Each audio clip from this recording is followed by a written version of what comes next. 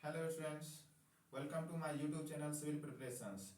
Friends, आज हम आप लोगों के लिए लेकर आया हूँ एक इंटरेस्टिंग सब्जेक्ट आरसीसी। आरसीसी का इंट्रोडक्शन आज के लेक्चर में हम करेंगे।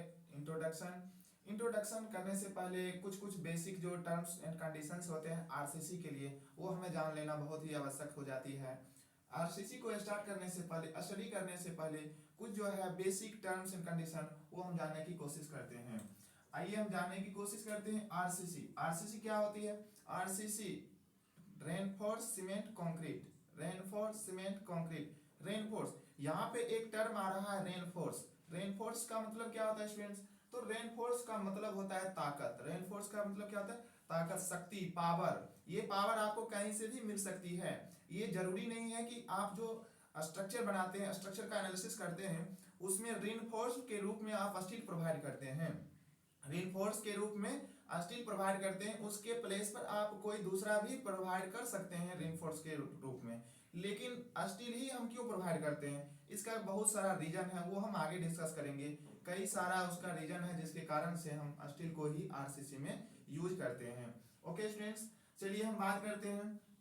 फर्स्टली बेसिक जो हमारा है वो हम ग्राफ से हम डिस्कस करेंगे। इसमें बहुत सारे स्टूडेंट को कंफ्यूजन्स होते हैं कि बहुत सारा जो है परमिसिबल स्ट्रेस क्या होता है, फैक्टर ऑफ सेफ्टी क्या होता है, डिजाइन लोड क्या होता है, अल्टीमेट लोड क्या होती है, अलाइबल क्या होता है, वर्किंग लोड क्या होती है। ये सारे जो टर्म्स है ना, वो कंडीशन जो है मतलब स्टूडेंट्स को कंफ्यूजन क्रिएट कर देता है। कभी कभी स्टूडेंट्स गलती कर बैठता है कि दोनों सेम चीज है या फिर अलग अलग चीज है। तो फर्स्ट जो आपका जो ये क्लास है उसमें इसी सारे बेसिक चीजों पर हम डिस्कस करेंगे। देखते रहिए आप। मेरा जो फर्स्ट है वो ग्राफ है किसका? तो माइल्ड स्टील का है। ये ग्राफ किसका है? माइल्ड स्टील का। ओके स्टूडेंट्स, ये बेसिक टर्म हम जब ग्राफ जो पढ़ लेंगे ना, ग्राफ फर्स्टली हम स्टडी करेंगे माइल्ड स्टील का, एंड देन करेंगे हम HYSD बार का, एंड देन हम कर लेंगे कंक्रीट का। ये सारे टर्म का हम जब ग्राफ बना लेते हैं तो ग्राफ से हमें बहुत कुछ सीखने को मिल जाती है। ग्राफ समझ जाएंगे तो हमारी आगे की सारी परेशानी क्या हो जाएगी? दूर हो जाएगी। चलिए देखते हैं माइल्ड स्टील कर्व का। आप सबने ग्राफ देखा होगा, तो इसका ग्राफ जो बनता है ना वो कुछ इस तरह से ग्राफ बनता है। यहां तक ये क्या है? कांस्टेंट है, उसके बाद ऐसे, फिर ऐसे जाता है, एंड देन ऐसे आता है। ओके स्टूडेंट्स, उसके बाद कैसा आता है? ऐसा। ये कुछ हमारा जो है वो ग्राफ है किसका? माइल्ड स्टील का ग्राफ है। इस पॉइंट को हम ए कहते हैं। ओके स्टूडेंट्स, इस पॉइंट को हम बी कहते हैं और इस पॉइंट को हम सी कहते हैं। ओके, डी हो गया, ई हो गया, यहाँ पे ई हो गया, यहाँ पे एफ हो गया। ओके, ये जो ग्राफ बता रहा है ये हमें ये बता रहा है कि हम different different types of load को जब हम एक्ट कराएंगे किसी भी स्टील स्ट्रक्चर पे, माइल्ड स्टील पे, तो ये मेरा कैसे स्ट्रेंथ को प्रदर्शित करेगा। ओके स्टूडेंट्स, तो नीचे जो एक्स एक्सिस है इस पर हम स्ट्रेन को डिनोट करते हैं। इस पर क्या रखते हैं? स्ट्रेन को। और वाई एक्सिस पर हम स्ट्रेस को रखते हैं। वाई एक्सिस पर स्ट्रेस को रखते हैं, यहाँ पे हम स्ट्रेन को रखते हैं। स्ट्रेन क्या है, स्ट्रेन क्या है और स्ट्रेस क्या है, ये तो आप लोगों को बिल्कुल क्लियर हुआ होगा। ओके, अब यहाँ से ये हमारा ओ है, इसको अगर देखें तो ये जो एंगल बनता है वो 89.9 डिग्री बनता है। ओके स्टूडेंट्स, कितना एंगल बनता है? 89.9 डिग्री। ये पूछ सकता है एग्जाम में, ऑब्जेक्टिव में, याद रखेंगे आप लोग। ओ से लेकर ए तक जो है इस पोर्शन को हम बोलते हैं ए को क्या बोलते हैं? Proportional limit. ए को क्या बोलते हैं? Proportional limit. सॉरी, ए यहां पे नहीं आएगा, ए कुछ पहले आ जाता है। ओके स्टूडेंट्स, ए कुछ पहले आ जाएगा, ये बी हो जाएगा, ये सी, एंड देन ये डी, ई, एफ, और ये क्या आ जाएगा आपका? जी आ जाएगा। ये क्या है हमारा? Proportional limit. और बी क्या है हमारा? बी को बोलते हैं हम इलास्टिक लिमिट। बी क्या है मेरा? इलास्टिक लिमिट है। ये सारे टर्म समझिए, जो मैं बोल रहा हूं ना वो आप नोट नहीं कीजिएगा, सिर्फ आपको माइंड में नोट करना है। ये सारे टर्म को कहाँ करना है नोट? माइंड में नोट करना है। तो ए को बोलते हैं elastic limit, sorry proportional limit, B को बोलते हैं इलास्टिक लिमिट, सी को बोलते हैं अपर यील्ड पॉइंट, और डी को बोलते हैं लोअर यील्ड पॉइंट। डी को क्या बोलते हैं? Lower yield point. उसके बाद हमारे जो स्ट्रक्चर में है उसमें आ जाता है परमानेंट डिफॉर्मेशन। क्या आ जाता है? और लोड को इंक्रीज करेंगे, और लोड को इंक्रीज करेंगे तो क्या आ जाएगा?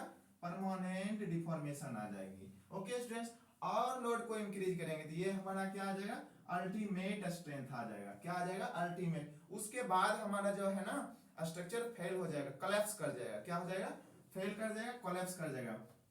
तो हमारा जो अब स्ट्रेस की बात करते हैं कि कौन से स्ट्रेस को हम क्या बोलते हैं। ओके स्टूडेंट्स, तो यहाँ पर जो मेरा लोअर इल्ड है ना, इसको हम क्या बोलते हैं, lower yield, lower yield yield stress. Okay student, और लोअर इल्ड स्ट्रेस को ही हम एफ वाई से डिनोट करते हैं। क्लियर हुआ क्या ये चीज, लोअर इल्ड स्ट्रेस को हम किससे डिनोट करते हैं, एफ वाई से हम डिनोट करते हैं। क्लियर है, क्लियर है। लोअर इल्ड स्ट्रेस को हम एफ वाई से डिनोट करते हैं और लोअर इल्ड स्ट्रेस को ही जनरली इल्ड स्ट्रेस बोला जाता है। ओके, एक टर्म क्लियर हुआ क्या, एक टर्म बिल्कुल क्लियर हुआ। एंड देन हम बात करते हैं, ये मेरा अल्टीमेट है। अल्टीमेट के बाद ही हमारा स्ट्रक्चर क्या होता है, फेल होता है। अल्टीमेट के बाद हमारा स्ट्रक्चर क्या हो जाएगा, फेल होगा। वो भी किसमें, ये डक्टाइल मटेरियल में। किसमें, डक्टाइल मटेरियल में। अब देखो, फेल तो सब में डक्टाइल हो या फिर ब्रिटल मटेरियल हो, दोनों में अल्टीमेट के बाद ही होता है फेल। लेकिन डिफरेंस क्या है, वो डिफरेंस को हम समझने की कोशिश करते हैं। ये हमारा कैसा मटेरियल है, mild steel is a ductile material. Mild steel is a ductile material. Ductile material होने के कारण इसमें परमानेंट डिफॉर्मेशन क्या करता है, शो करता है। परमानेंट डिफॉर्मेशन शो करता है।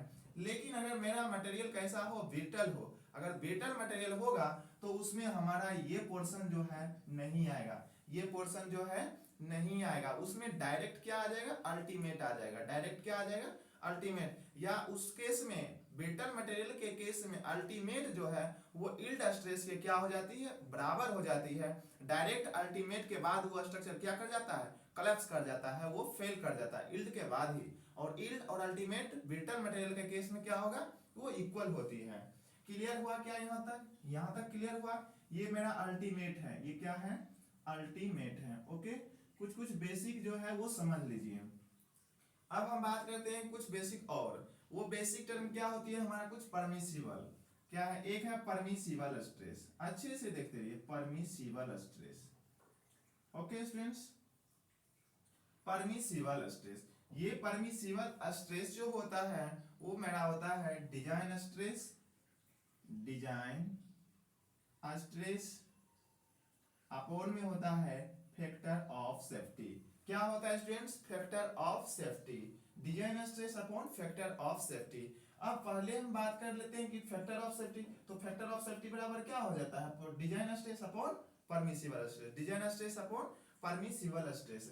वो हम आगे डिस्कस करेंगे कि factor of safety and partial factor of safety both are different thing. ठीक है, तो इन दोनों में भी मैं डिफरेंस बताऊंगा कि क्या डिफरेंस होता है पार्शियल में, partial factor of safety and factor of safety में। ओके, वो हम आगे डिस्कस करेंगे। पहले हम बात करते हैं परमिसिबल स्ट्रेस।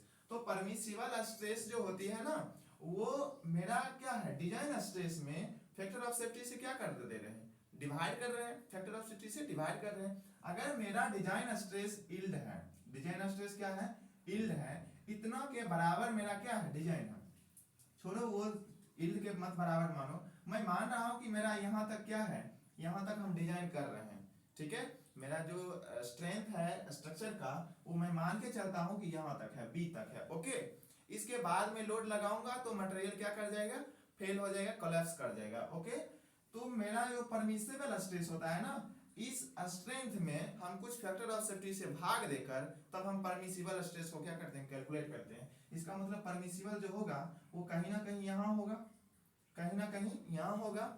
मतलब क्या हुआ कि डिजाइन से परमिसिबल स्ट्रेस क्या होगा हमारा, ऑलवेज कम होगा। डिजाइन से परमिसिबल स्ट्रेस क्या होगा, ऑलवेज कम होगा। तो क्या एक डिफरेंस क्लियर हुआ, डिजाइन स्ट्रेंथ क्या होती है एंड परमिसिबल स्ट्रेस क्या होती है, ये बात क्लियर हुआ ना।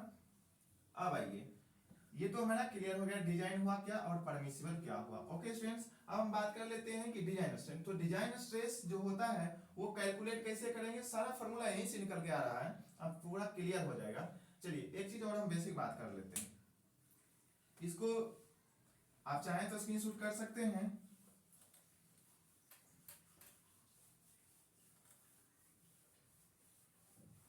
आइए अब हम बात करते हैं, ये जो मेरा परमिसिबल स्ट्रेस होता है, परमिसिबल स्ट्रेस, वो देखिए परमिसिबल स्ट्रेस,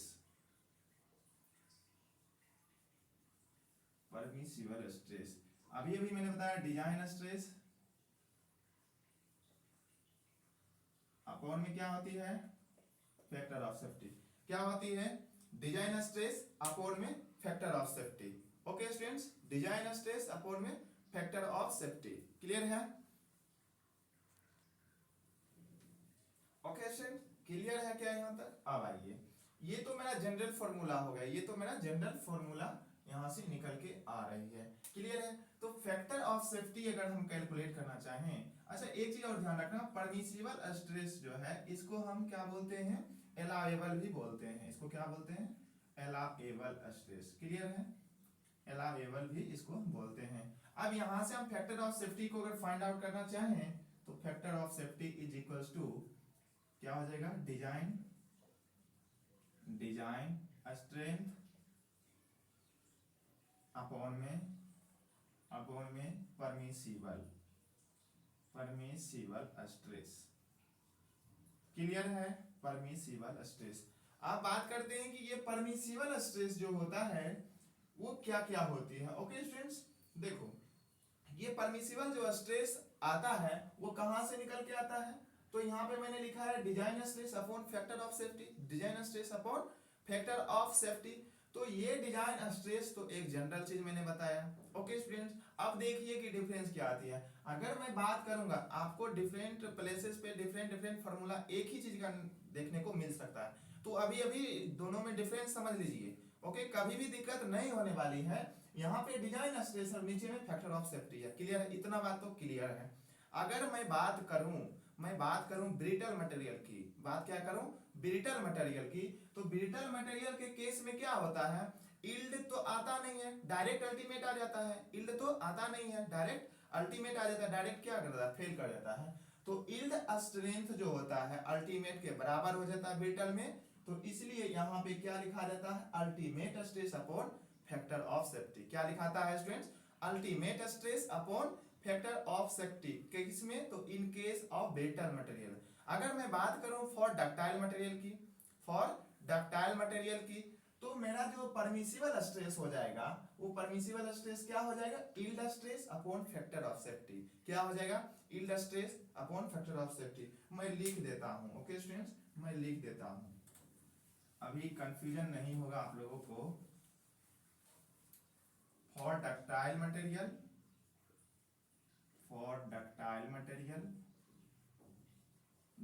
मटेरियल के लिए हमारा जो आएगा permissible stress is equals to, और डक्टाइल मटेरियल में तो यील्ड आता है इसलिए यील्ड आएगा, यील्ड स्ट्रेस अपॉन में factor of safety, no doubt.